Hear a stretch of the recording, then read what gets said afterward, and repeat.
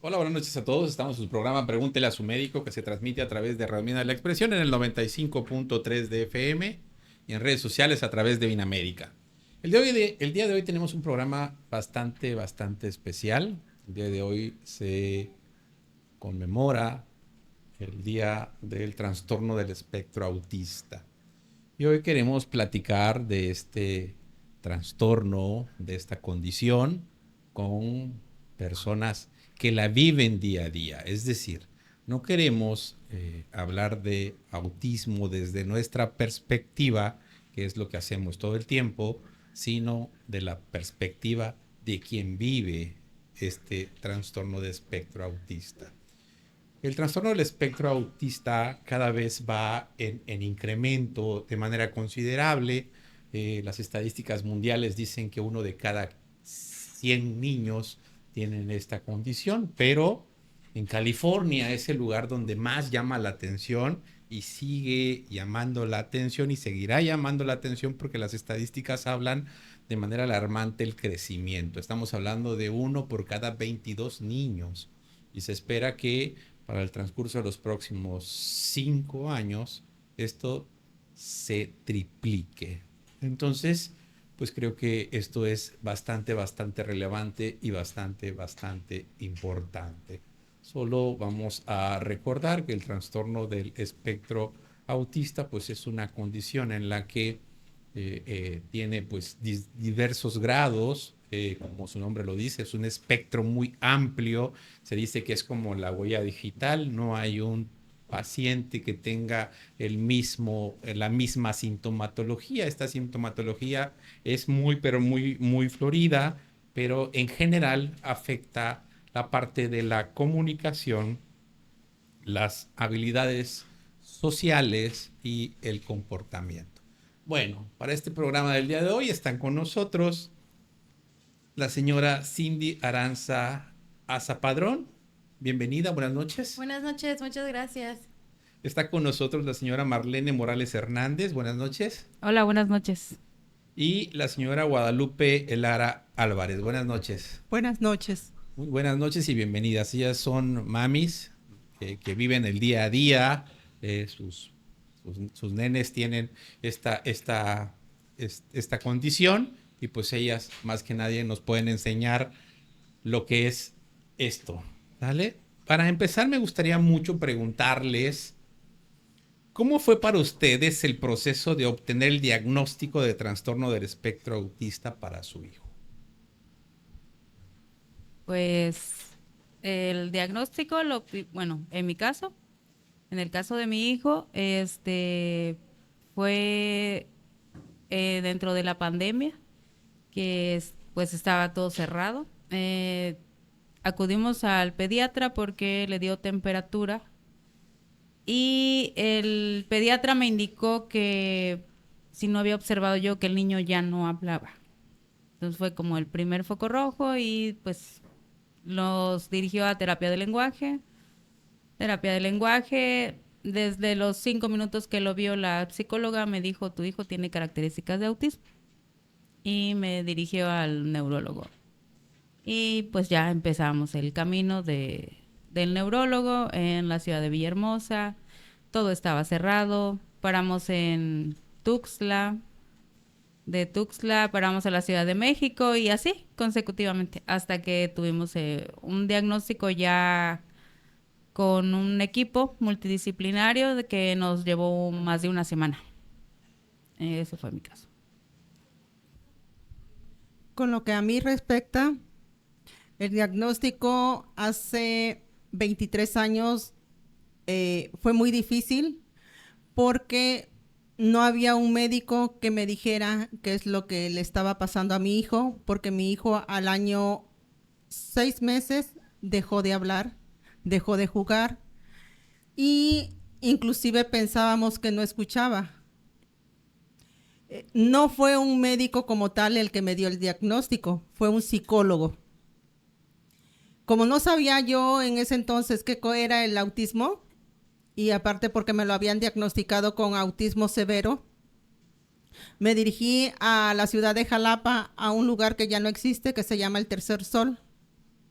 y ahí fue donde me confirmaron que mi hijo tenía autismo severo. Fue muy difícil porque en aquel entonces no se conocía como ahora. Ahorita hay muchos medios, muchas redes sociales y muchas páginas que te hablan del tema. En aquel entonces no existía. Hola, buenas noches. Pues en lo personal, cuando recibí el diagnóstico, primero fue algo que ya veía venir porque Emiliano era un bebé que normal hablabas, tus primeras palabras, mamá, papá, agua, leche. Incluso me acuerdo que me decía, hola mamá, y de pronto dejó de hablar y personas cercanas a nosotros nos decían, no creen que puede tener autismo, pero la verdad es que yo desconocía totalmente o sea, había escuchado, pero pues no, desconocía sobre el tema.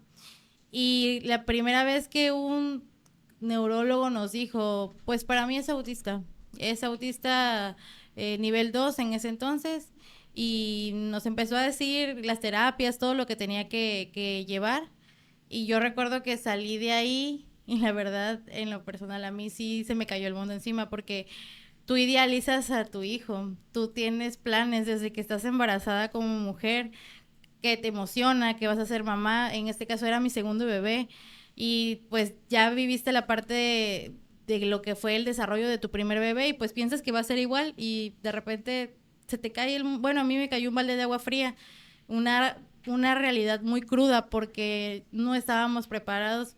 Pues yo como mamá no sabía, si nadie te enseña a ser mamá, imagínate ser mamá de un niño especial.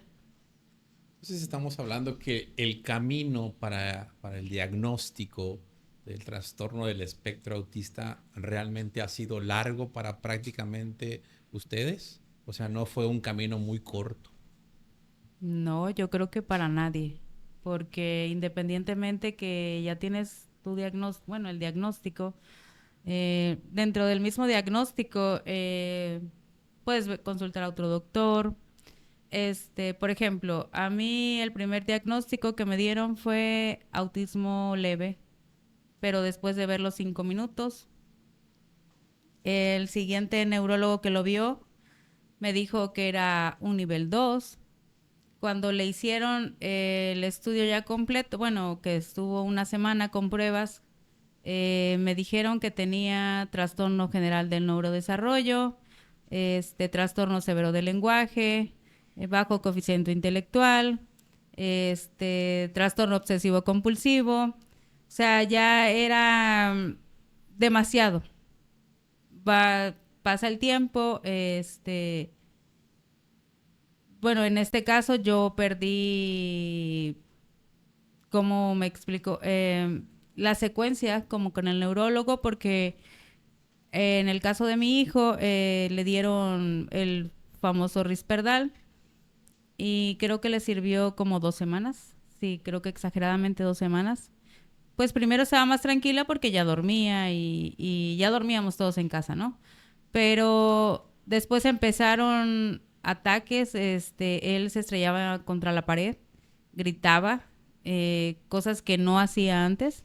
Entonces yo decidí suspender el medicamento, yo lo suspendí, lo recuerdo perfectamente que lo tiré a la basura y empecé la búsqueda interminable de tratamientos biomédicos y en esa parte yo hice a un lado ahora sí que el aspecto neurológico.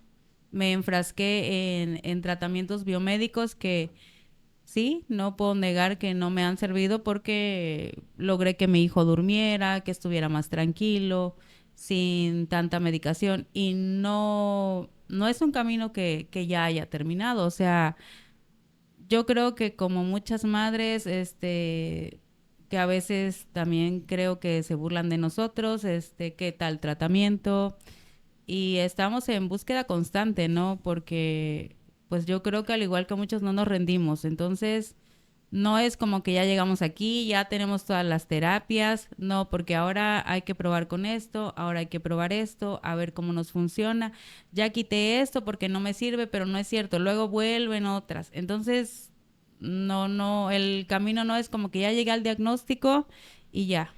obviamente regreso a la parte neurológica porque digo, no, tengo que revisar qué pasa.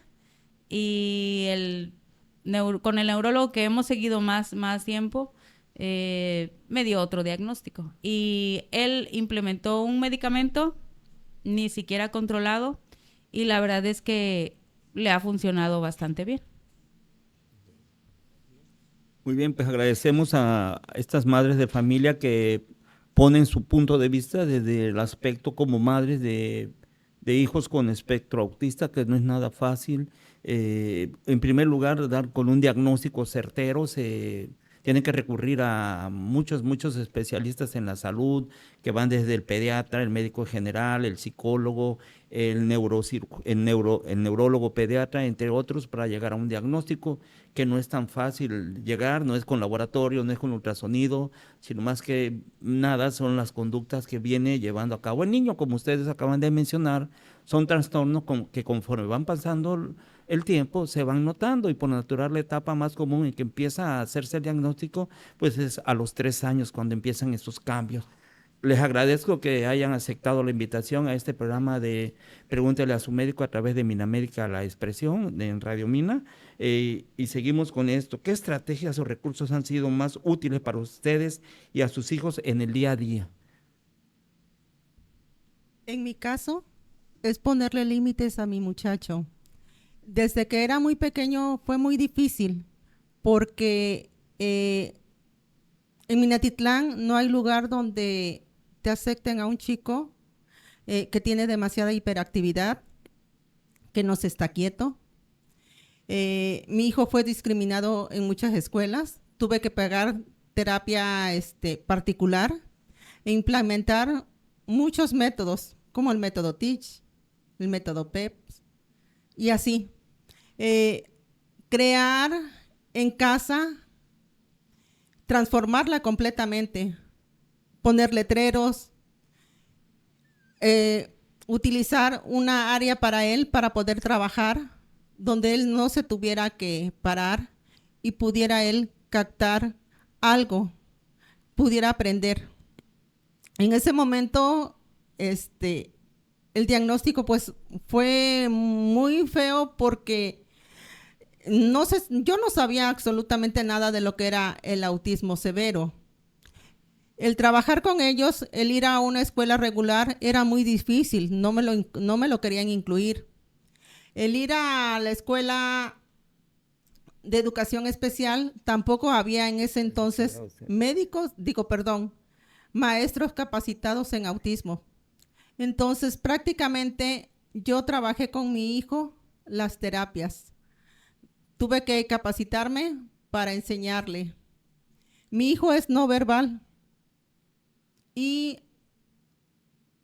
aún así, hasta la fecha que ya es un adulto, es muy difícil. Porque como lo ven grande,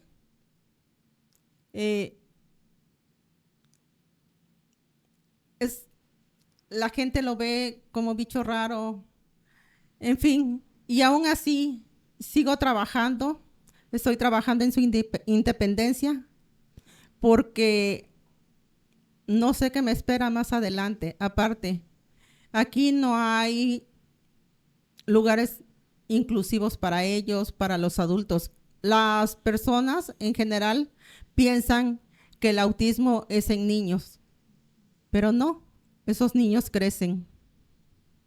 Y el autismo crece con ellos. Eso también es algo que nosotros tratamos de recalcar mucho, porque cuando, por ejemplo, ven a mi hijo y pues a veces tiene actitudes que no son, digamos, normales de un niño, por ejemplo, que gira sobre sí mismo, que aletea o de repente grita, entonces sí se le quedan viendo raro y a veces me preguntan, ¿qué le pasa? No, pues tiene autismo. Ay, pobrecito, así. Pero cuando ven a un adulto como Luis, el hijo de Lupita, no dicen pobrecito, al contrario, lo ven feo y se siente, de verdad, yo lo he visto, se siente la forma en la que te miran como si fueras un extraterrestre, y esa parte duele. ¿Usted lo nota como un rechazo social? Sí, totalmente. a mi hijo la primera vez que iba a ingresarlo a una guardería,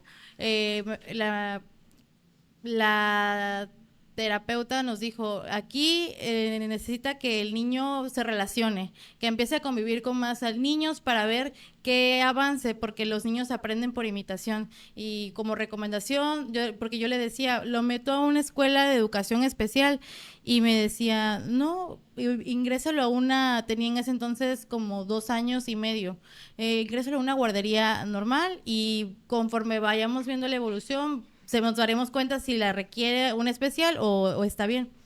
Y fui a una que me recomendaron y no me quisieron aceptar porque no traía un diagnóstico así con papel. Ellos querían que una hoja que dijera, tiene autismo, así y así, y lo voy a tratar así, o sea, como si fuera una receta, no sé.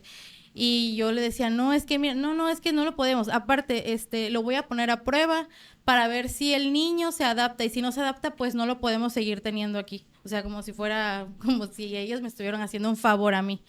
Y la verdad es que ahí entendí que, pues, la gente desconoce de esto, y no hay sensibilidad tampoco, porque algo que yo siempre lo digo, si tú no lo vives, no empatizas. Si no te pasa, no lo sientes. Mentira que, ay, pobrecitos, pues de palabra, pero sí tiene que pasarte para que realmente solidarices o sientas el dolor o lo que uno está pasando. Lo comentábamos hace ratito, tras bambalinas, justamente eso. Todo el mundo piensa que no va a tener nunca una necesidad, ¿sí? El día de hoy puedo salir de aquí, puedo tener un accidente automovilístico y de repente pierdo la movilidad en mis 4 extremidades. Entonces es ahí cuando empezamos a sentir, a vivir la necesidad que tiene mucha gente de adaptarse a un mundo establecido, ¿no? No es un mundo flexible donde podamos convivir todos, ¿no? Tienes que tener ciertas características para poder encajar. Fuera de esas características te las tienes que arreglar como puedas, ¿no? O sea, no me interesa si tú tienes silla de rueda y pues mi banqueta está alta y no tiene rampa y puedo sembrar mi árbol o puedo hacer lo que yo quiera, ¿no? O sea, no me interesa esa parte, ¿no? Es desafortunadamente, como bien lo dice, hasta que se vive es cuando la mayoría de las personas pueden sentir empatía, y eso entre comillas también, ¿no? Porque no todo el tiempo es así. Hay mucha gente que ha pasado por alguna desgracia y la empatía no más no le nace, ¿no? Sí. Adelante. El teléfono.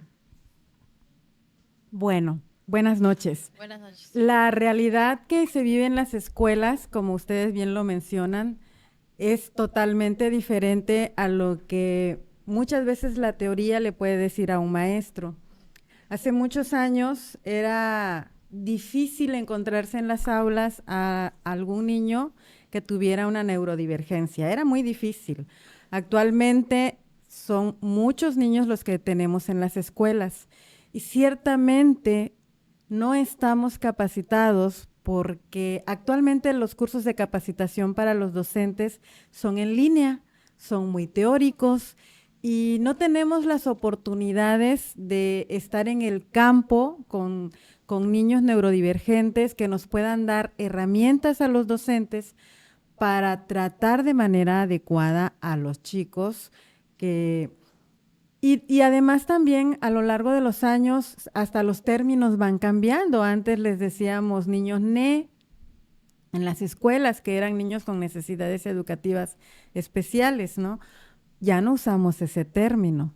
En las escuelas también ya no usamos los colores azul para el autismo, ya no lo usamos, porque trabajando con la sensibilización, lo que nos han compartido es que pues también los estamos aislando al identificarlos con un color específico, ¿no?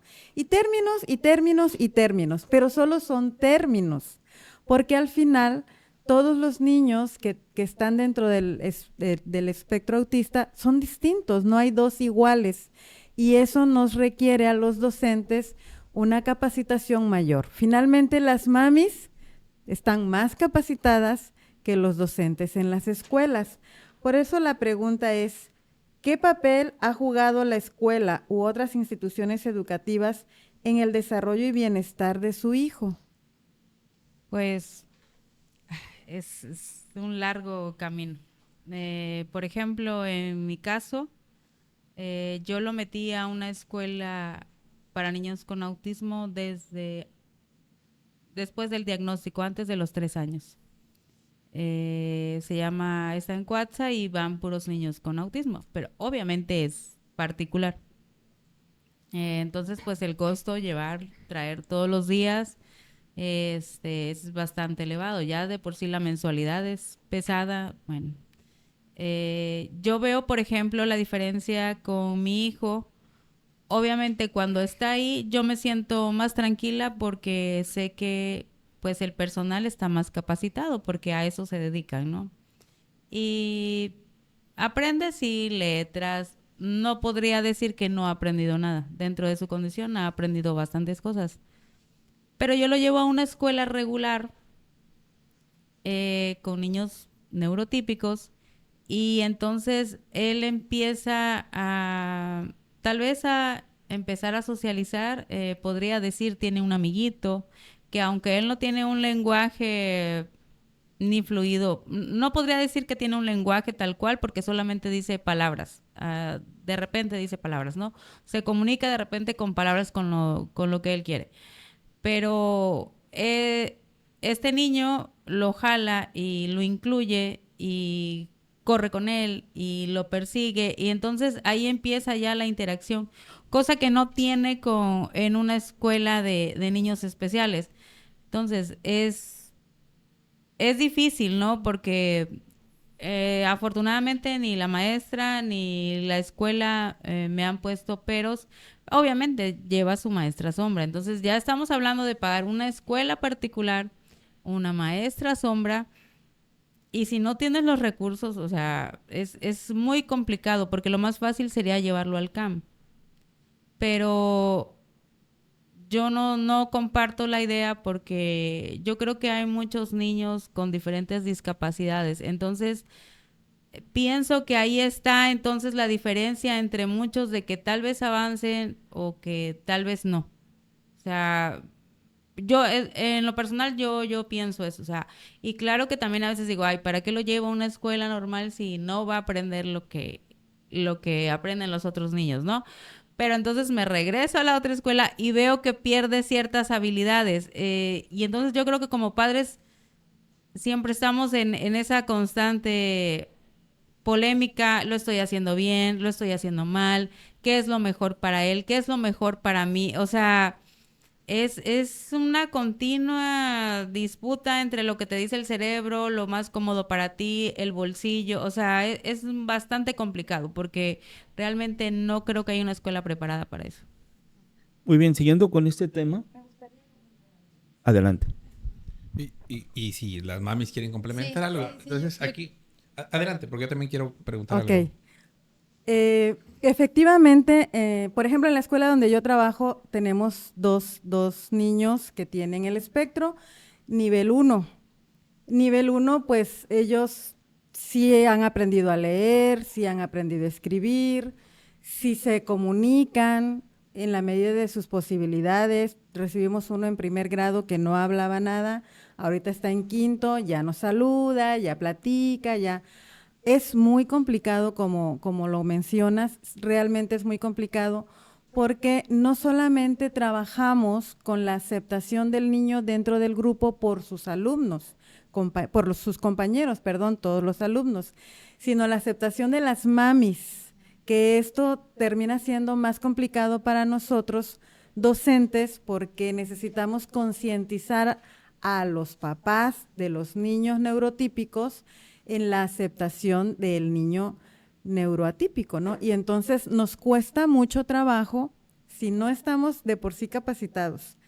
Tenemos la ventaja, algunas escuelas, de tener el servicio de USAER, que es la unidad de servicios especializados. Y ellos pues hacen las recomendaciones y ellos ven las formas a la adecuación a la currícula. La realidad es que la escuela no les puede dar la escuela regular no les puede dar de manera formal el aprendizaje a lo intelectual, porque no estamos realmente capacitados para las herramientas y técnicas especializadas. Entonces, siempre llevan un acompañamiento, necesariamente por las tardes tienen que ir a un lugar especializado para que ellos más o menos puedan regular. Pero efectivamente, algo que sí podemos notar en las escuelas regulares es la socialización. Porque, por ejemplo, llegan los niños tengo uno en segundo año ahorita, ¿no? Es el más chiquito.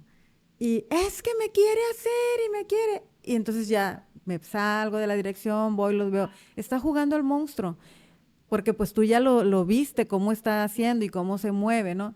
Y van y le preguntan, ¿quieres jugar al monstruo? Sí, dice el otro, y ya empiezan a correr. Entonces, el punto también de nosotros adultos, cómo estamos haciendo esta conciencia y cómo nos estamos preparando, debería de ser general, pero no es la realidad, es lo ideal. Entonces, sí trabajamos mucho con la concientización hacia el adulto más que hacia el niño. El niño acepta con mayor facilidad. Sí. Sí, yo quisiera... Adelante, adelante. Bueno, yo quiero hablar en el caso de mi hijo. Mi hijo es un adulto y está en la Escuela de Educación Especial. Tenemos, este es el tercer ciclo que estamos ahí. Yo siempre pagué terapias porque siempre fue rechazado en las escuelas regulares y aparte como él no tenía lenguaje, pues era más difícil, entonces siempre pagué terapias.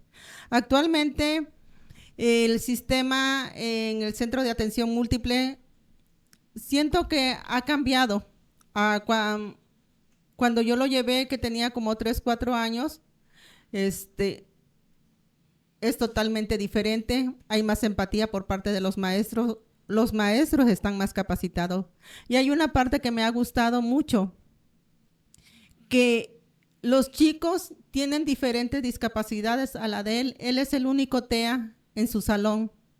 Me gusta que un chico con síndrome de Down lo agarre de la mano, o si él en ese momento se siente alterado, empieza a irritarse, venga una niña con una discapacidad intelectual, lo tome de la mano, lo jale y le enseñe que se debe de sentar. Incluso hay otro chico que lo agarra, que es verbal, no creo que tiene discapacidad intelectual, y le empiece a hablar y le diga, tranquilo, no pasa nada.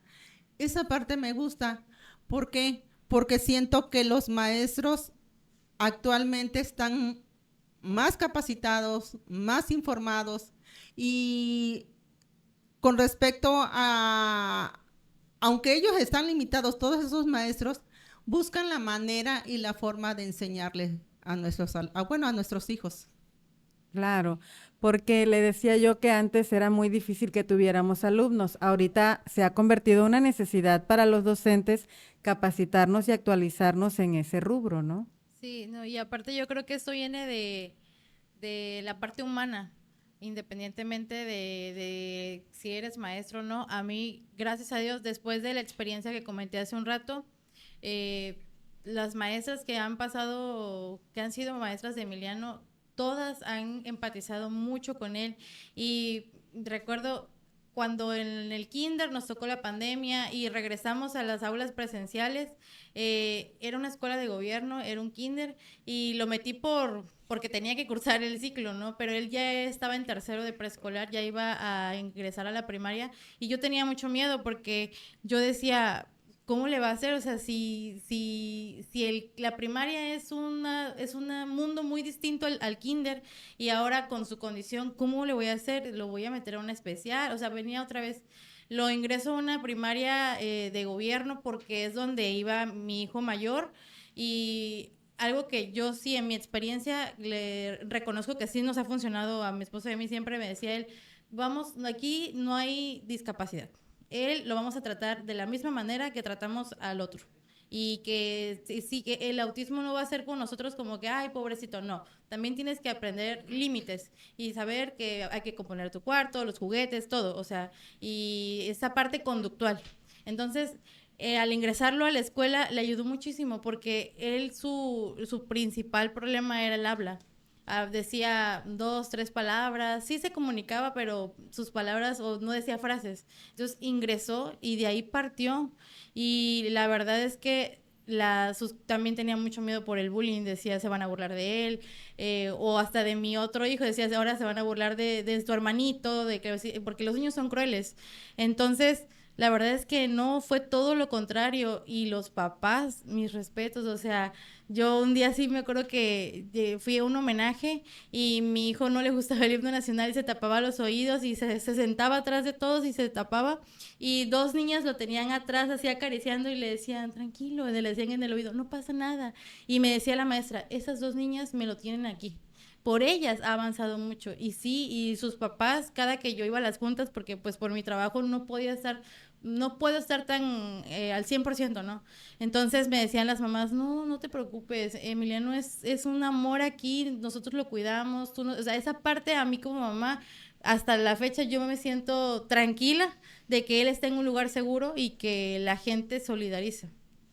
Podríamos decir entonces que más allá del aprendizaje cognitivo, la parte empática les ha ayudado muchísimo más a sus hijos.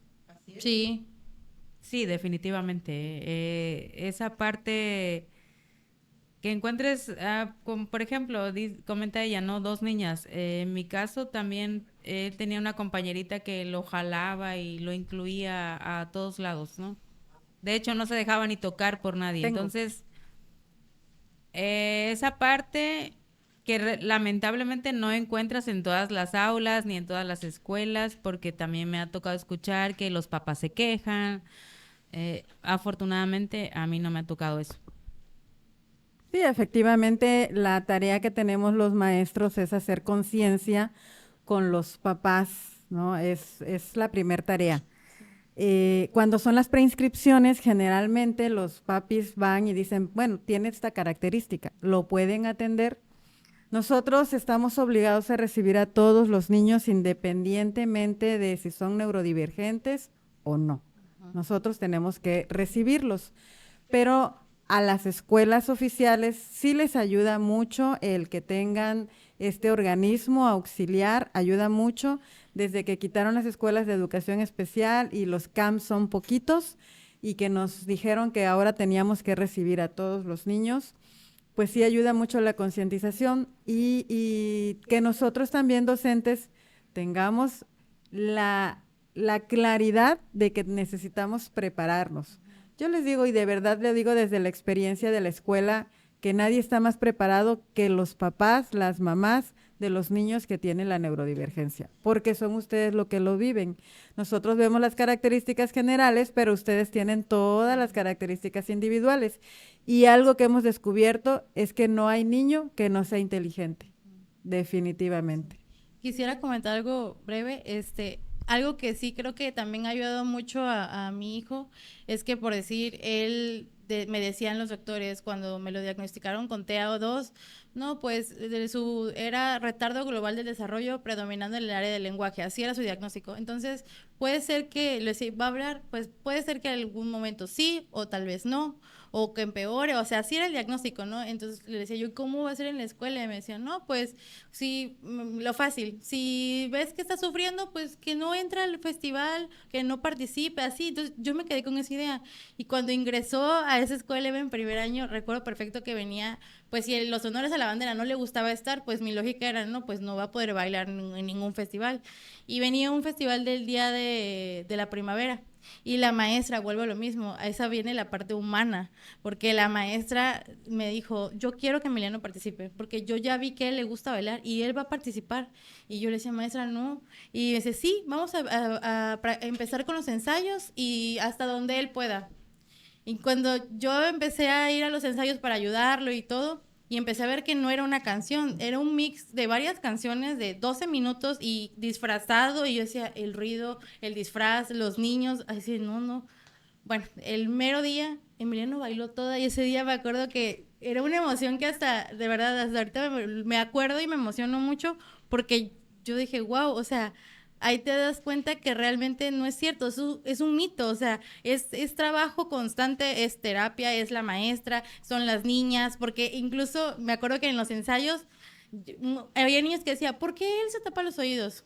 Y las maestras decían, mira, porque a él le molesta, él es un poquito más sensible y así. Pero el maestro de danza le decía, a ver, cuando tengamos que hacer una rueda, tú lo vas a sostener de la mano y lo vas a llevar. Y así, o sea, todos los niños lo apoyaron y él, lejos sí, al primer día se tapaba los oídos, pero sale riéndose y lo tomó como un juego, o sea, no se vio sufriendo y todas las maestras eran, pues nos conmovimos, ¿no? Porque algo que pensamos que nunca o que tal vez veíamos muy lejos, lo logró.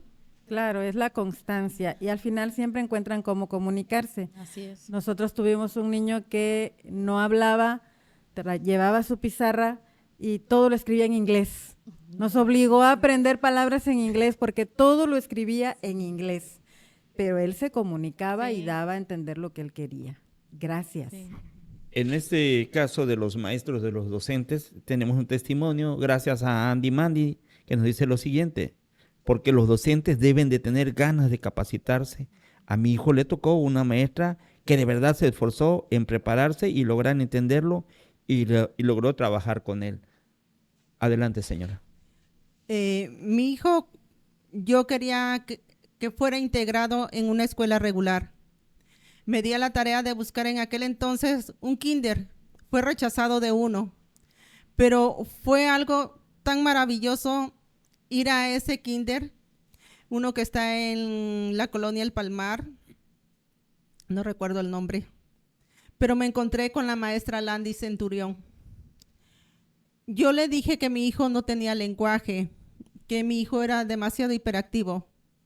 De verdad, todos los días agradezco a ella, porque esa maestra me dijo, yo no sé nada de autismo, pero déjeme con su ayuda y todo lo que se pueda hacer, yo voy a trabajar con Luis Enrique. Lo incluyó, salió en bailables, salió en desfiles. La verdad, esa persona fue maravillosa, porque yo tenía la experiencia de que había sido rechazado y que en la primera escuela donde lo metí, esa maestra nada más lo tuvo un día y se lo pasó a la otra y de ahí a la otra. Y cuando me dijeron, no te lo podemos tener aquí porque resulta que no perteneces a este sector, porque tú vives en otra colonia. Y yo le dije, si lo que tú quieres es algo que te diga que yo vivo en esta colonia, te la consigo. Y cuando fui por mis pertenencias que te piden para ingresar al kinder, la conserje me dijo que a mi hijo lo bañaron con agua fría. Entonces, imagínense, en aquel entonces no había empatía por parte de esos maestros, pero el encontrarme con la maestra Landy fue algo muy bonito. Y casi se gradúa mi hijo de preescolar porque estuvo 3 años. Lo querían tener más tiempo, pero pues ya no se le permitió por la edad.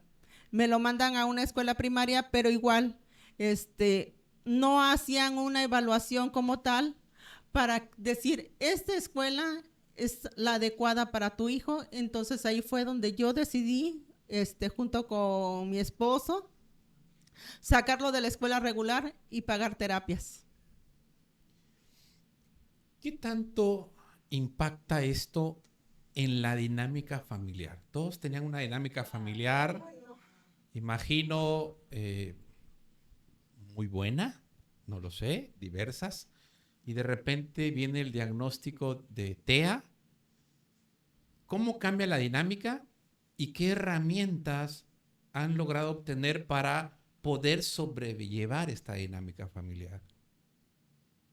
Caray. Pues cambia todo, realmente todo. Desafortunadamente, yo no podría decir, yo he implementado esto y en mi familia nos funciona. No, vamos al día.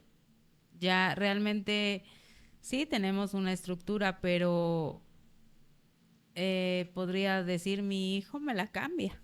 O sea, yo tengo un plan, tengo un horario, pero yo no sé si mañana me van a llamar de la escuela, entonces tengo que estar preparada, ¿no? O yo no sé si mi hijo hoy durmió 3 horas, 4, y pues lo voy a dejar dormir otro rato para llevarlo más tarde a la escuela. O ya de plano no lo llevé, o ya de plano no dormí, o de plano no puedes manejar. Entonces, la dinámica básicamente, por ejemplo, en este caso, mi familia, pues es mi esposo, tengo 2 hijas más y él.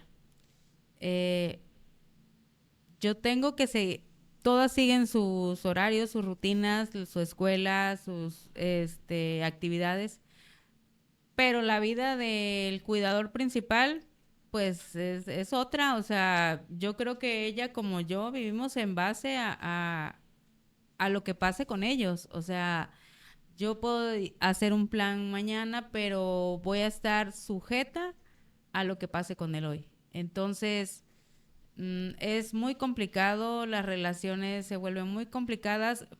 Pues en este caso lo que yo trato de hacer siempre es hablar con mis hijas, que tienen que entender. Lamentablemente la más pequeña pues aún no lo comprende, pero bueno, sobre eso estamos. Evitando todo eso, trato de tener un día con ellas. Por lo regular siempre es los viernes en la noche. Esperamos a que se duerma él y nos sentamos a comer pizza o chucherías de estas que normalmente él no come. Entonces es así. Y es bastante complicado porque hasta las relaciones de parejas se van distanciando y es real. No creo que sea solo mi caso, o sea, ni no es porque uno quiera, es porque ya tienes que estar al pendiente de la otra persona, o sea, y obviamente no lo puedes dejar. Es cierto todo lo que ella dice. Bueno, mi hija es mayor que su hermano. No sé si por su condición de él, ella decidió estudiar la licenciatura en educación especial. Muchas de las cosas que yo he hecho y que me he arriesgado es porque ella me ha motivado. Ella me ha dicho, las cosas las estás haciendo mal. Y bueno, nosotros tratamos de llevar la rutina de Luis Enrique, porque él sí es demasiado rutinario. A él, cuando le cambiamos la rutina, le cambiamos la ida a algún lugar, si es un lugar nuevo, él se estresa demasiado. No, ahora él tiene 25 años, no quiere salir de su zona de confort. Siempre quiere estar encerrado, quiere estar a oscuras, muchas cosas. Su hermana lo motiva, lo obliga a hacer muchas cosas. De hecho, ella luego me regaña porque yo no soy tan flexible, pero su papá sí. Entonces mi esposo es demasiado consentidor, le hace las cosas. Yo pongo un poco de límites, ella los pone más. Pero sí es muy difícil. Por ejemplo, hace rato iluminamos a don Lázaro Cárdenas de color azul, pero no me lo pude llevar porque enfrente hay una empresa que vende pizzas. Y ese muchacho, yo creo por su tamaño, logra comerse una pizza entera del tamaño grande, él solito. Entonces, imagínense, si yo me lo llevo ahí y quiero, pues no sé, que esté entre la gente y todo eso, no iba a poder prestar atención porque él iba a ver a la empresa que vende pizza ahí. Entonces es muy difícil. Siempre nos andamos rolando, ya sea si hay alguna fiesta, dependiendo qué tipo de fiesta sea, salgo con mi hija. Y si es una fiesta para adultos, pues salgo con mi esposo. Y como mi hija es mayor, pues se queda con su hermano. Y así, pero sí es muy difícil el llevar una vida, ¿se podría decir normal? Ya no existe desde el momento que te dan el diagnóstico. Sí, es muy, no, como mencionaba ella, no es solamente es difícil con la vida de pareja, yo creo que con los familiares que son cercanos.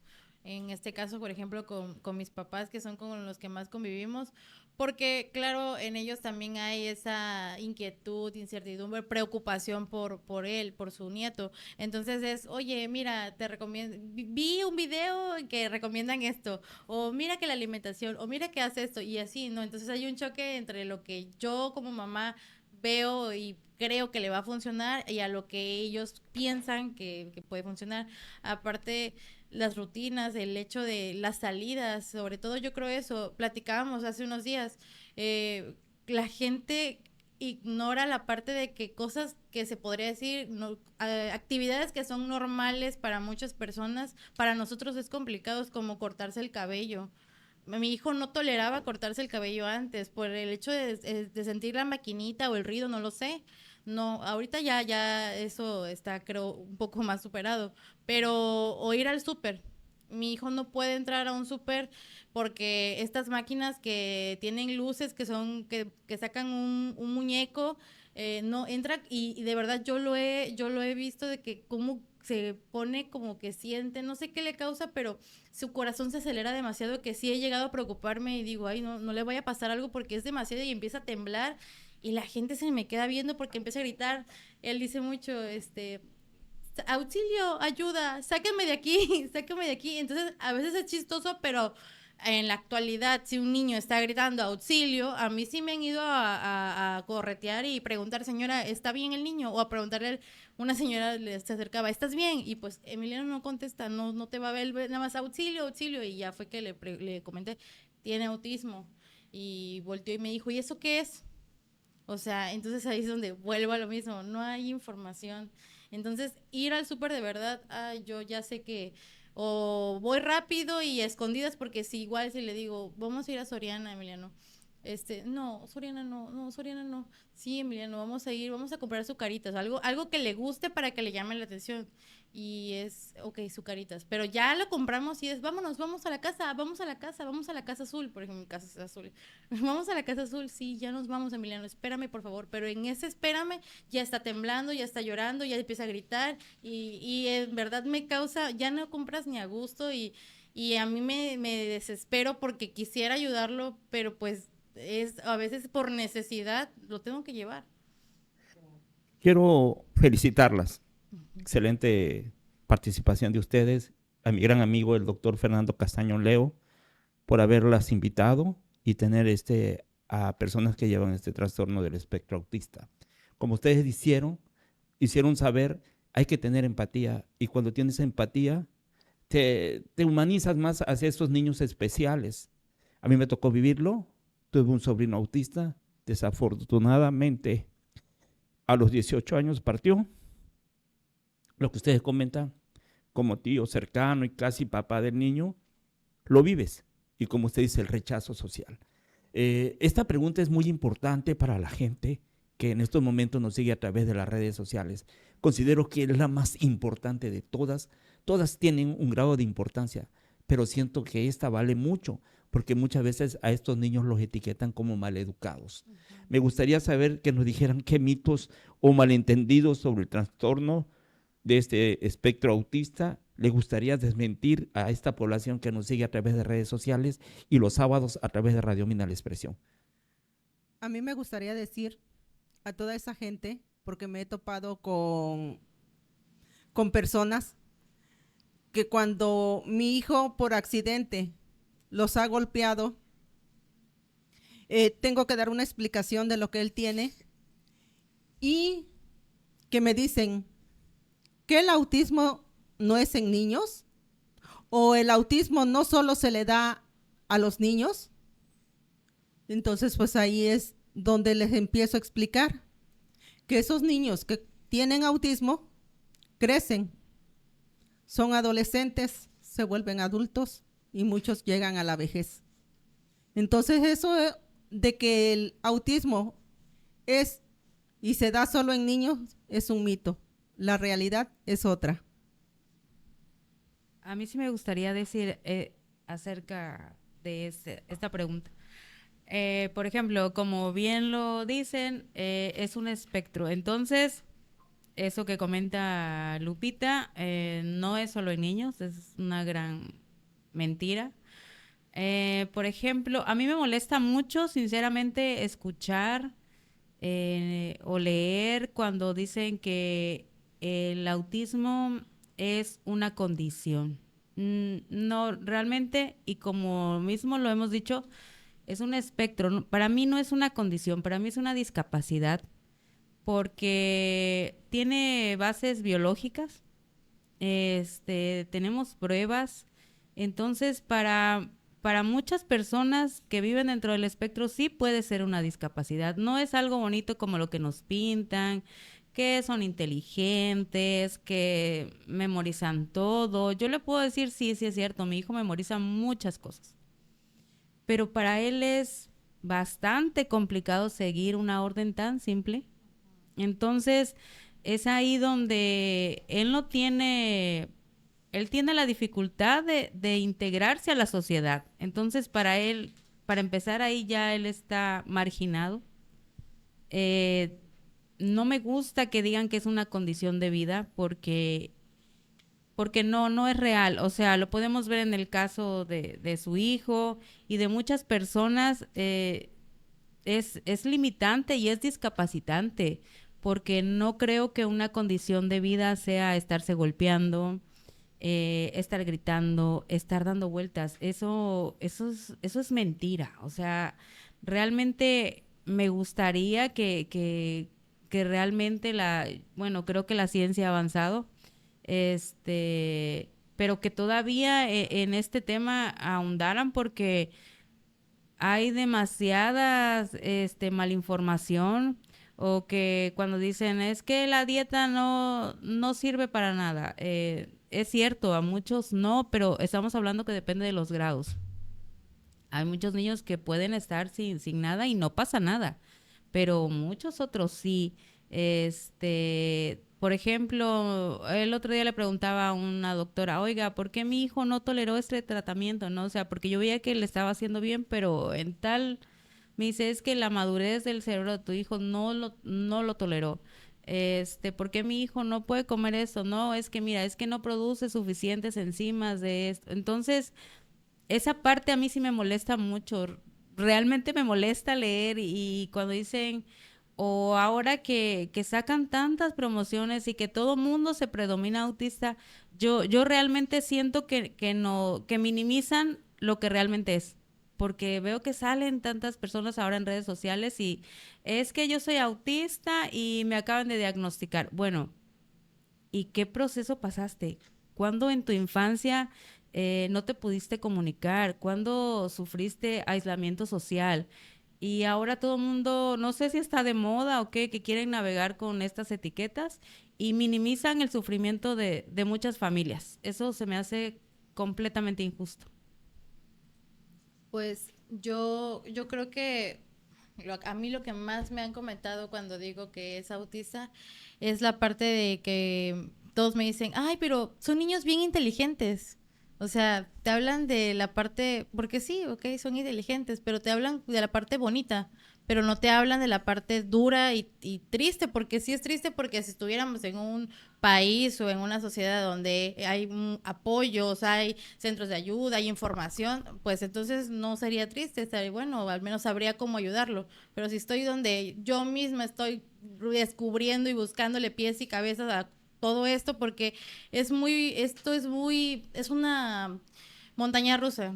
O sea, a veces cuando piensas que ya avanzó, que ya superamos este miedo, ya va a avanzar, de repente otra vez y ya cambió y ahora ya no le sirve la terapia, o será que estoy haciendo algo mal yo, o será que son los límites que no le enseñé. O sea, esa parte, sí son muy inteligentes, pero no, yo sí, esa parte de, pues sí es una discapacidad porque te limita, no puede llevar una vida de la misma manera que los demás, porque yo lo veo con mi hijo el mayor, de la manera de la que le hablo a él, no le puedo hablar a él, tengo que buscar la forma de que me entienda, de que él me pueda comunicar. Y aparte, yo creo que como mamá, el propósito es que cuando él crezca, porque va a crecer y el autismo va a seguir ahí, es que sea una persona independiente, que sea autosuficiente lo más posible, o sea, que no dependa de nadie, pero que cuando lleguemos a eso, ojalá, y como ahorita que ya hay pues están fomentando inclusión, pues que esta sea la verdadera inclusión, que si va a estudiar, que si va a tener un trabajo, pues que él se sienta seguro y no con miedo. Muy bien, pues ya estamos en la recta final. Nos gustaría que nos compartieran algún mensaje que ustedes le pudieran dar a las mamis que nos pudieran escuchar. ¿Qué le pueden decir a ellas, a otras mamis que también tienen niños dentro del trastorno del espectro autista? A mí me gustaría decir que no se rindan, que trabajen, que busquen la manera de ayudarle. Yo sé que cada chico dentro del espectro y por sus niveles son diferentes, pero aún así, por ejemplo, en el caso de mi hijo, que es TEA3, nivel 3, no verbal, con discapacidad intelectual y tiene como comorbilidad, es que convulsiona. Entonces, aún con todo eso, he buscado la manera de que él siga avanzando a su paso, despacio, porque sé que por su discapacidad intelectual, en este momento le estoy enseñando algo tan simple como el agarrar el champú y echárselo en la cabeza, el que haga un movimiento de manos, mañana lo tengo que volver a repetir. Y así constantemente. Y me ha costado muchísimo trabajo el que se vista, que se ponga los calcetines, en fin. Entonces yo le digo a estas mamás que no se rindan, que sí es mucho el trabajo y en algunas ocasiones la madre lleva la mayor parte porque el padre pues trabaja, trae el sustento a la casa y como que el involucrarse es poco. Y a esas mamás les digo que no dejen de rendirse, que dirían por ahí, algún día veremos la luz cuando ellos alcancen su independencia. Gracias. Pues me gustaría decirles que, bueno, ya ella lo comentó. Yo les aconsejaría que aceptación, que vivan su duelo, porque realmente no es lo mismo duelo que dolor. Creo que el dolor lo tenemos constantemente, que se den su tiempo, que busquen ayuda y que si se van a pelear con alguien que sea con el diagnóstico de sus hijos. Un diagnóstico no es una sentencia de vida. Yo creo que hay muchos aspectos que pueden mejorar y precisamente pues que se tomen su tiempo y es un camino bastante largo y que tenemos que seguir recorriendo y que tengan resiliencia, porque de eso se trata esto. Gracias. Pues igual esa parte del duelo sí me gustaría comentar porque muchos dicen, ¿por qué duelo si no se murió? Pues no se murió, pero sí se me murió la idea que yo tenía de mi hijo. Yo, pues, soy una mamá joven y la experiencia que yo viví con él, o sea, a mí sí se me cayó el mundo. Yo nunca, en lo personal, nunca en mi familia había tenido ningún tipo de situación, alguna enfermedad, nada. Entonces, para mí sí fue un reto, me costó mucho aceptarlo. O sea, aparentemente, pues sí, las terapias, iba a las citas y todo, pero me costó mucho aceptarlo. Yo tengo muy presente, el 2 de abril precisamente de hace 2 años, cuando justo las conocí a ellas, en una marcha que organizó Marlene, y ahí el ver a otros niños, el ver a otras mamás, ese fue como ver mi realidad. Y de ahí fue como que me agarré y dije, pues Dios, si estoy aquí y si vas a usarme para hacer también, ahora mucha gente se ha acercado a nosotros y me dice, oye, bueno, entonces ahora entiendo por qué las cosas. Entonces esa parte del duelo sí lo acepto y no me rindo. O sea, yo sí les recomiendo, si estás viviendo esta parte, si tienes dudas, no te quedes porque he escuchado ay, es que no sé, puede ser, es que dicen que mi esposo dice que él habló hasta los 5 años. No esperes a eso. Ve, oriéntate, al menos en lo personal, si nos estás viendo, en mí de verdad tienes una amiga, porque a mí me hubiera encantado que alguien se acercara a mí en ese momento y me escuchara, o sea, porque amo a mis amigas, pero nadie de mis amigas estaba viviendo lo que yo en ese momento viví. Nadie tenía esa sensibilidad volvemos a lo mismo, si no lo vives, no lo sientes. Entonces, cuando yo las conocí a ellas y nos escuchamos y nos reunimos y escuché sus experiencias y me escucharon, me sentí como en una familia, o sea, me sentí comprendida. Entonces, esa parte, sí, vívanla. Y también es un día a la vez, no comparen a sus hijos. No porque si van a terapia y, ay, es que él ya avanzó, él ya habló y mi hijo, no se desesperen, porque yo me desesperaba mucho. Y de verdad, es un camino difícil y largo, pero de verdad, si son constantes y sobre todo, si tienen mucha fe, sí se puede. Pero es estar ahí constantes y no rendirse, es al tiempo de ellos, no al de nosotros. Muchísimas gracias, de verdad, muchísimas gracias. La gente que nos está viendo y los que nos van a escuchar, quizás haya quien necesite este apoyo, no sabe a dónde acudir, no sabe cómo hacer una red de apoyo, y creo que si pudieran compartirnos algún espacio donde se reúnan, donde puedan platicar y contar experiencias, y a veces esto hace pues que la vida sea un poquito más ligera. ¿A dónde podrían encontrarlas o contactarlas? Bueno, creamos una página en Facebook. Nos puede encontrar como Unidas por el Autismo Mina. Ahí nos pueden mandar un mensajito, nosotros nos contactamos. De hecho, fíjense que con esta difusión del día 2 de abril, yo me topé con 3 personas sin un diagnóstico, donde creen que posiblemente 2 muchachos que posiblemente tengan TEA, no saben a ciencia cierta. Y el día de ayer me encontré a un señor al entregarle un tríptico donde me dice que su hijo posiblemente tenga TEA, pero por no tener los recursos, no tiene un diagnóstico como tal, necesita un papel. Yo lo que hice fue hablar hoy precisamente con la directora del Centro de Atención Múltiple, porque sé que ahí hay psicólogos, para ver si pueden atender a este niño. Hoy me dijo la directora que sí, entonces mañana voy a ver a ese papá para que él pueda dirigirse con ellos y ver la manera de ayudarles. Entonces, yo de esa manera lo estoy haciendo.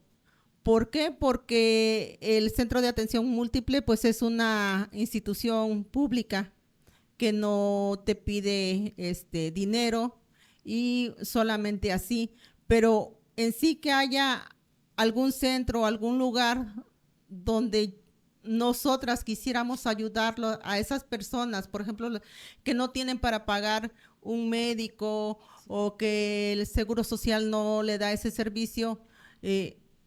Nosotros como mamás pues no tenemos a dónde canalizarlos, y yo eso es lo que he hecho, mandarlos al Centro de Atención Múltiple.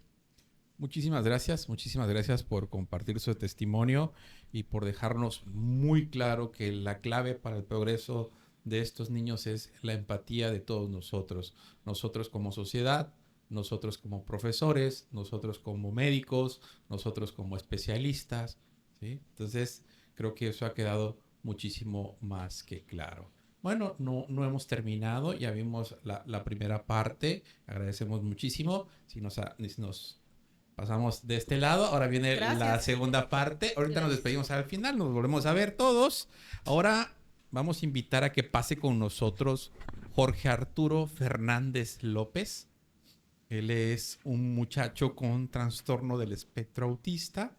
Viene acompañado por su hermanita Lucy Contreras. Adelante, Lucy. Y ya está con nosotros también nuestro buen amigo, el doctor Alejandro Martínez Vivas, quien ya se une a la plática. Había solo 3 lugares, llegó tarde, perdió su lugar. Pero bueno, ya hay lugar para él. Adelante, doctor. ¿Sí? Bienvenido, bienvenido, Jorge. Gracias por estar aquí con nosotros. Muchísimas gracias. Gracias por... Sí, buenas noches. Pues me gustaría empezar la charla con Jorge.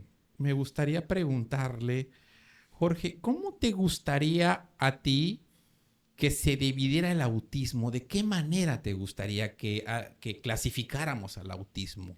Bueno, para mí me gustaría que el autismo se dividiera en ciertas características y no en grados porque tengo un grado funcional y que la vida no es tan sencilla como ustedes se imaginan de cómo soy o algo. Ok, o sea que buscáramos más características, no dijéramos es funcional o no es funcional, porque la vida aún así es complicada, aunque digamos que eres funcional. Sí, eso es cierto. Okay. Muy bien, Jorge, gracias por estar con nosotros. Para nosotros es un gran gusto tenerte aquí, sobre todo para mucha gente que no conoce este espectro autista y qué mejor que una experiencia como la tuya. Gracias por haber aceptado estar con nosotros. Sé que no es tan fácil, pero te agradezco que estés con nosotros. La siguiente pregunta es que ¿también te gustaría que los padres de familia aprendieran sobre esta diversidad?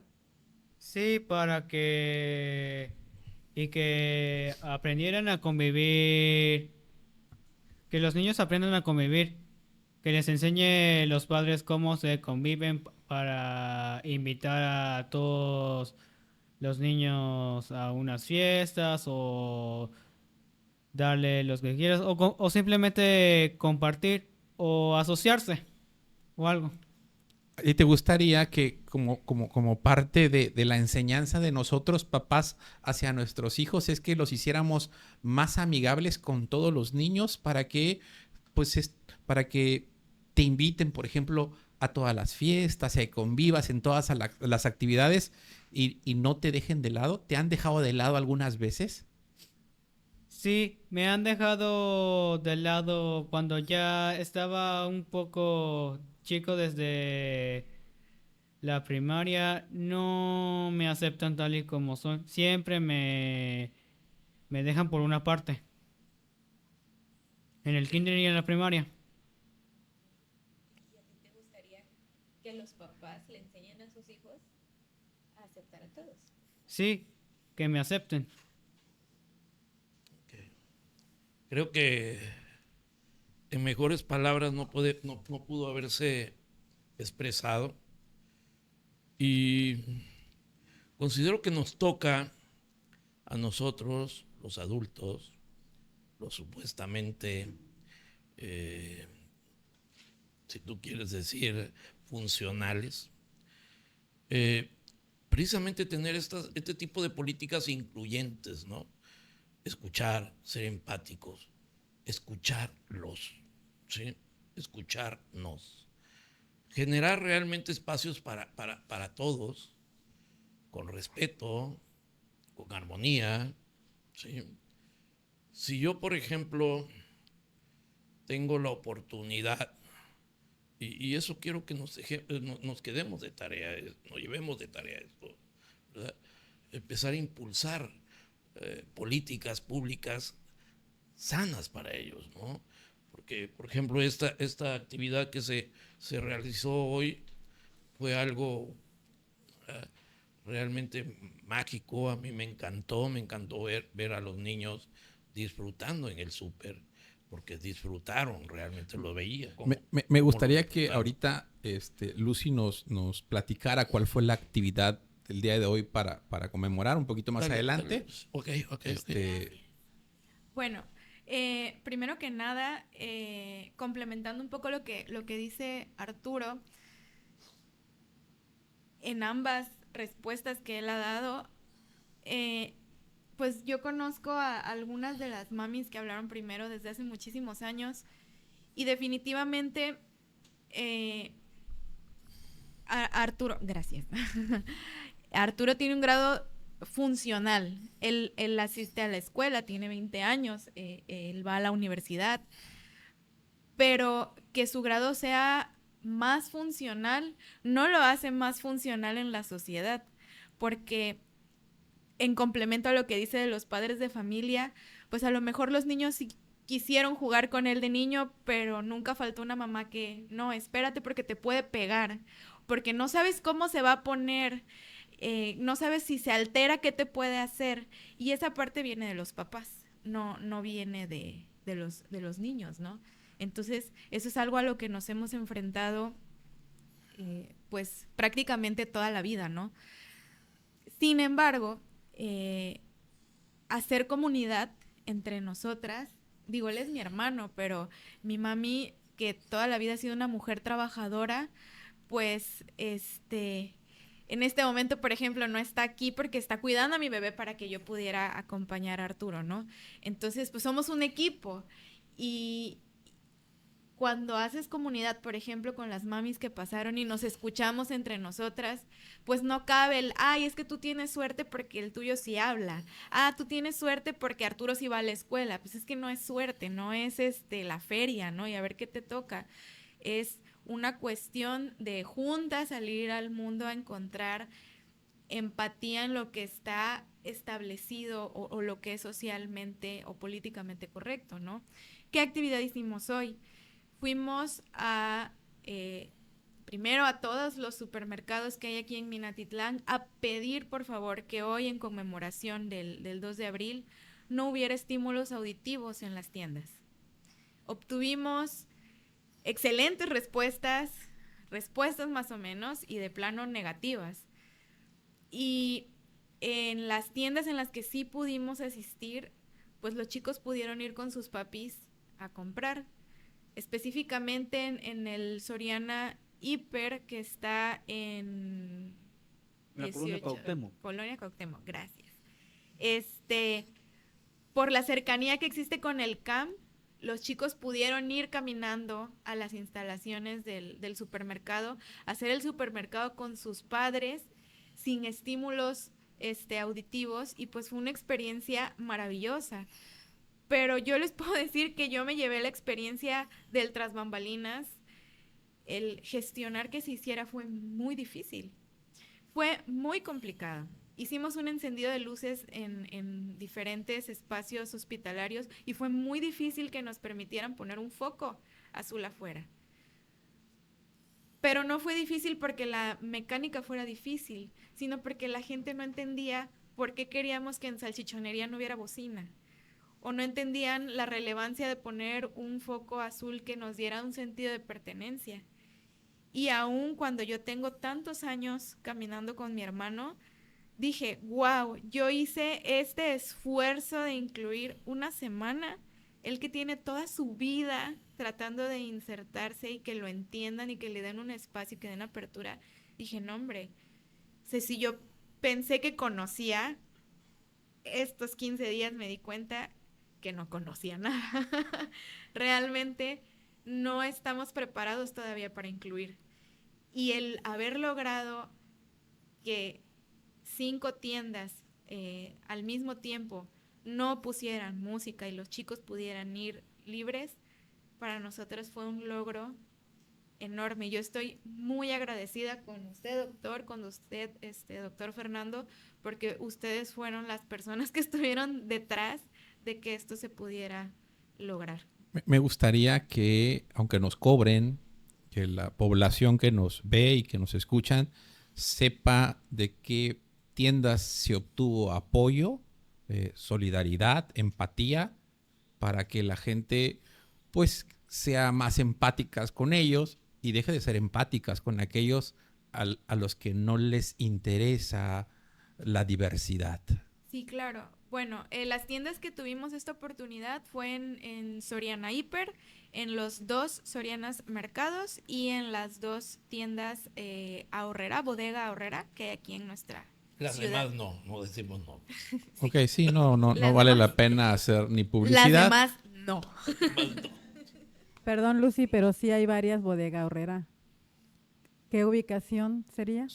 Las 2 de Mina. Es que hay pequeñas, las Express. Quizás las caray. más grandes son las de Infonavit, bueno, De abastos. pero- Infonavit y Central de Abasto. Sí, pero a las pequeñas no fui, así Ok. que no fue su culpa. No Central de abastos. Sí, claro. O sea, me imagino es la misma política, ¿no? Entonces, ya escucharon, ya los que nos están viendo, Bodega Aurrerá y Soriana, el grupo Soriana fueron muy empáticos y pues algo muy sencillo como apagar las bocinas, lo pudieron hacer. No creo que hayan perdido dinero. Digo, de verdad que yo a veces con mi esposa platico y digo, ¿en qué grado en qué semestre de mercadotecnia se aprende que hay que poner chunchaca a todo volumen para atraer clientes, ¿no? No sé en qué grado se estudie eso, porque es absurdo. Creen que con más volumen atraen más gente, ¿no? Subiendo la bocina más volumen. Eso es absurdo, ¿no? De verdad, esas políticas tendrían que eliminarse. Uno, contaminan el ambiente. Hay medición de decibeles que tendríamos que valorar.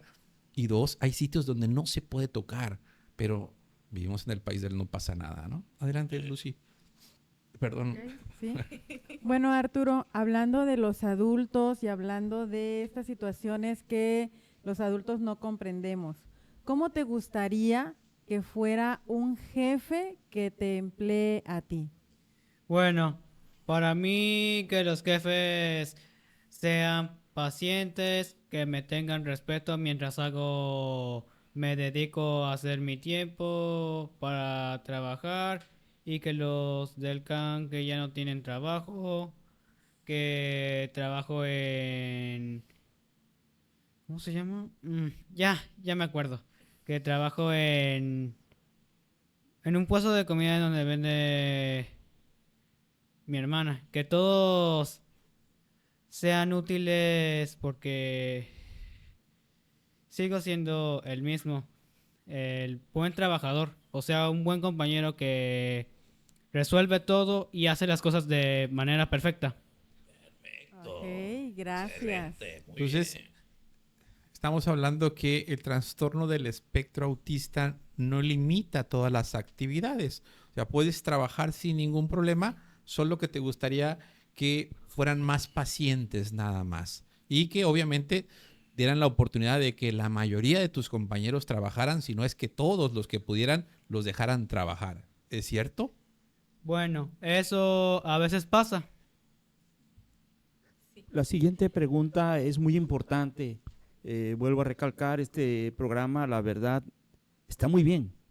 Y los felicito a los productores, al doctor Castañón y a todos los maravillosos que están participando en este programa. Esta pregunta que te voy a hacer, yo pienso que es de la más importante para ustedes, sobre todo para los que sufren del espectro autista y también el entorno en el que están. Nos dicen, ¿qué es lo que no te gusta de la pirotecnia?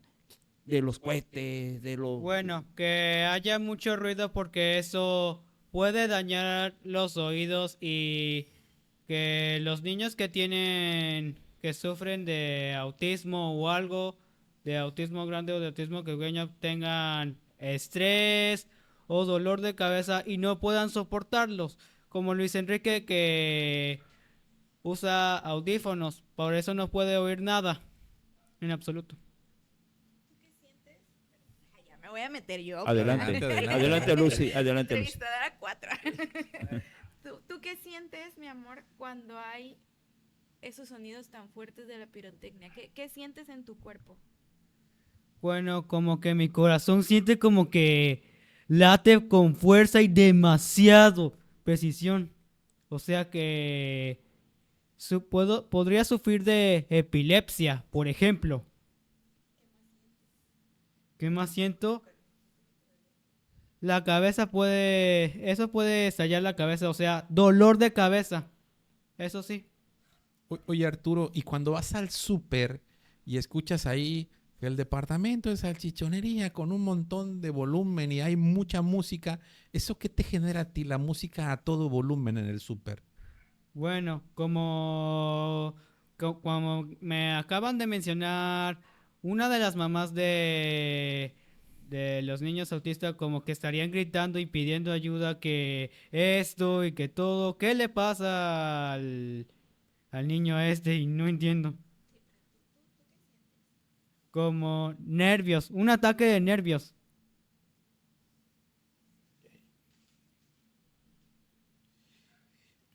Dicen que los pacientes con trastorno del espectro autista no sienten, no son empáticos, no pueden transmitir amor y no les da tristeza, no sienten absolutamente nada de emociones. ¿Esto es real? Bueno, es mentira que los autistas sean un poco empáticos, porque me pongo algo preocupado o triste cuando la gente llora o se enoja. Ok, Arturo, y ya casi para terminar, ¿qué cosa es lo que tú quieres para tu vida, Arturo? Bueno, lo único que deseo para mi vida es tener buenos amigos y tener una relación con uno de los amigos, aprenderme a relacionarme y tener amistad con chicas que me gustan. Dice Jetsi LS, Eres de los míos. eres un orgullo, Arturo. Tu esfuerzo siempre será reconocido. Andrés Arbezú dice, eres el mejor trabajador del mundo, Arturo. ¡Bravo! Sí, bravo. Un aplauso, eso es por bueno. favor, para Arturo. Muchísimas gracias por sus preguntas. Eso me conmueve muy bien, porque cada vez que hablan de mí, aquí lo siento en mi corazón. Gracias, Muy bien, Arturo. Arturo. Oye, Gracias, Arturo. Arturo, te quiero dar un consejo. Dice Andrés Arbezú que eres el mejor trabajador del mundo. Tiene que subirte el sueldo porque te está reconociendo como un trabajador muy eficaz. Que pague un poquito más, dile. Si eso Andrés. es cierto, dile que lo quiero también. Eso. Sí, muy bien. Bueno, pues si gustan... Las señoras madres de familia. ¿Cómo podemos ver la cámara, Pero vamos a- Ernesto vamos a- o No, tiene que estar en cámara. o Rafa, para que pasen atrás? Pasen. Rafa, si quieres mover la cámara, no importa que no sea centrada.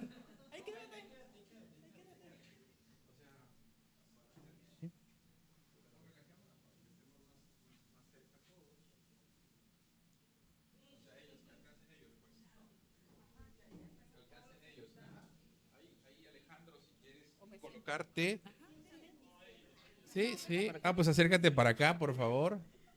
Puedes también Sí, aquí me voy a quedar. puedes ver también hacia atrás, que vean tras bambalina. Saludos allá atrás. Miren, ya están comiendo pan. Saludos. Saludos atrás a todos. Pues muchísimas gracias por estar aquí con nosotros, por permitirnos entrar a su mundo, a su vida diaria un ratito.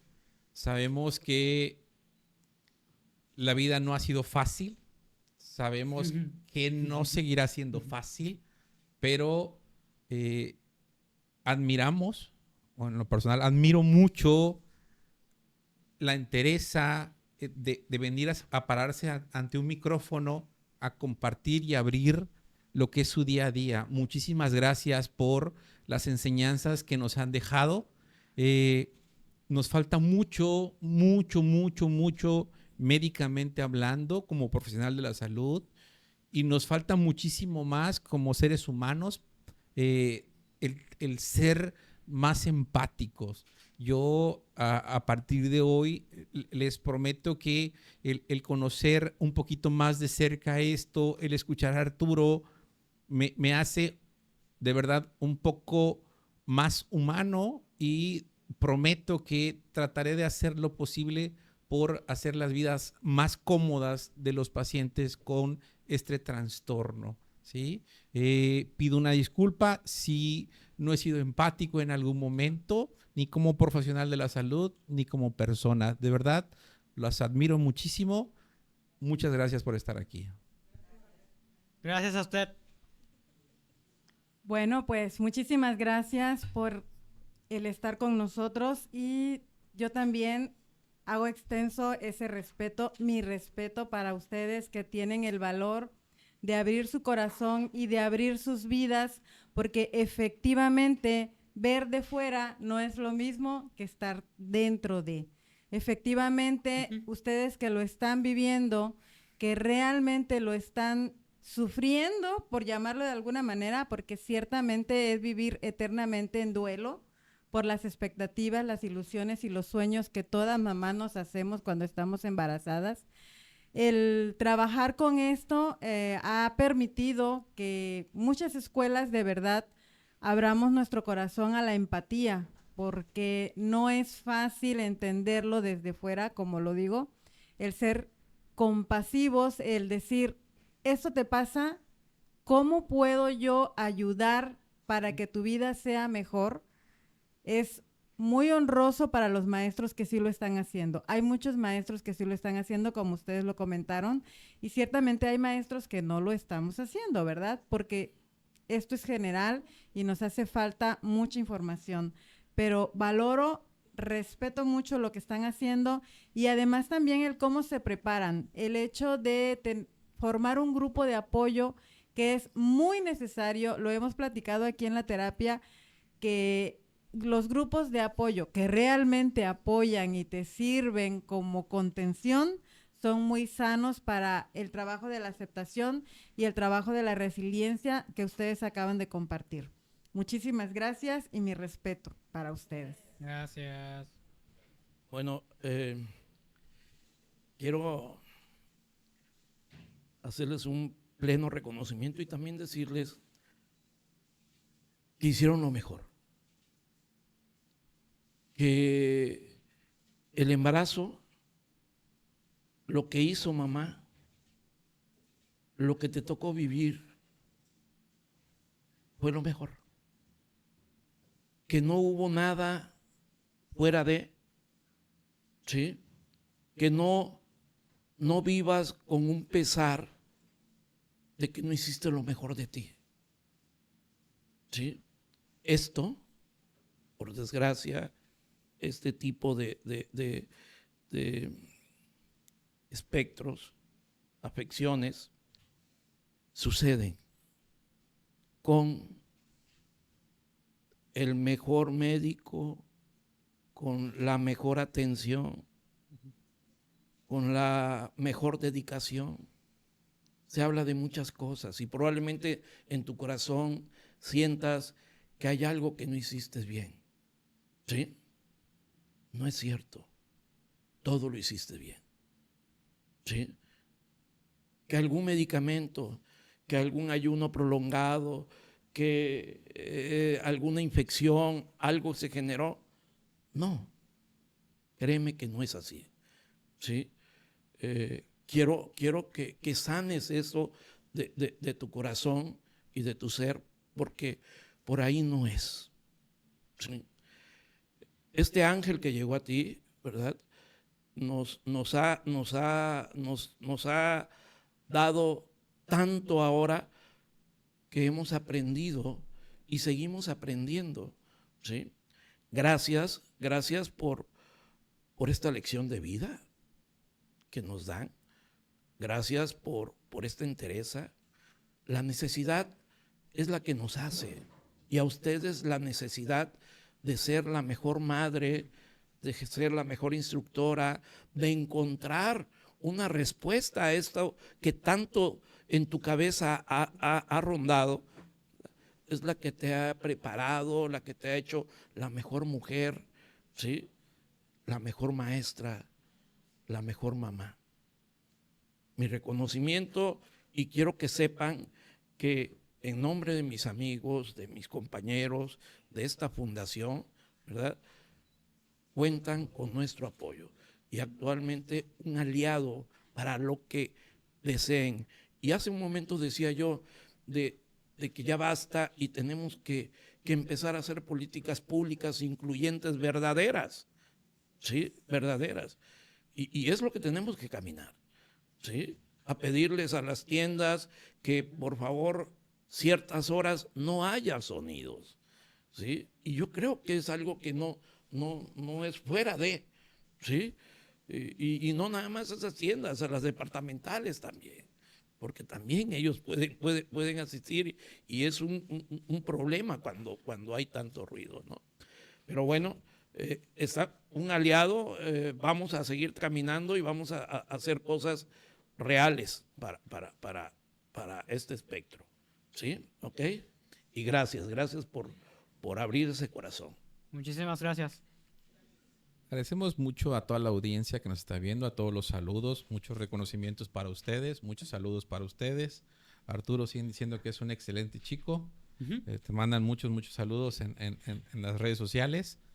Agradecemos mucho que compartan esa información.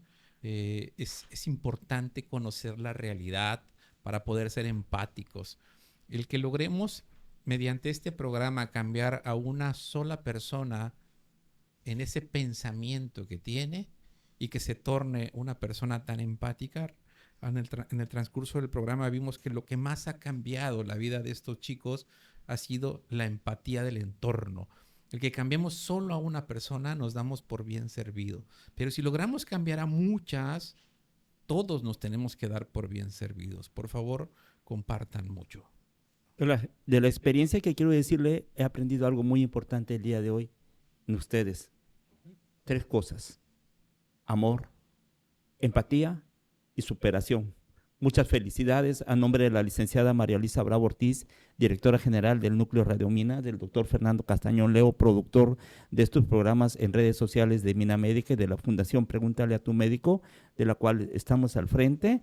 Le damos las gracias infinitas, un tema tan importante. Te felicito, Fer, te sacaste un 10 al traer estos gracias y a Lucy, estos invitados, Lucy y todos ustedes, porque es algo que no se difundía, algo que incluso algunos médicos no sabíamos nada en torno al espectro autista. Yo lo viví y es un ejemplo.